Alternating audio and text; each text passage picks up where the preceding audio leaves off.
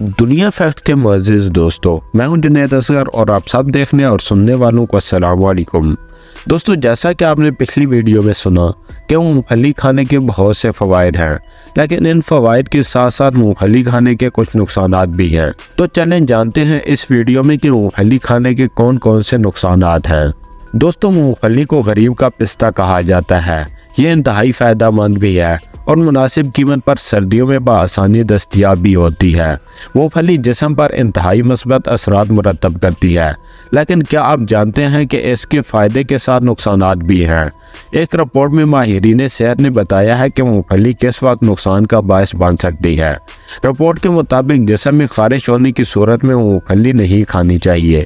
اس سے خارش کے مرض میں مزید اضافہ ہو سکتا ہے۔ حاملہ خواتین کو بھی تنبیہ کی گئی ہے کہ وہ مونگ پھلی کا استعمال ترک کر دیں۔ یرقان اور معدے کے مرض میں مبتلا افراد بھی مونگ پھلی کے زائد استعمال سے دور رہیں، تاہم کم کھانے سے انہیں کوئی خاص نقصان نہیں ہوگا۔ سانس کے مرض میں مبتلا یا دمہ کے مریضوں کو بھی مونگ پھلی کا استعمال فائدے کے بجائے نقصان میں مبتلا کر سکتا ہے۔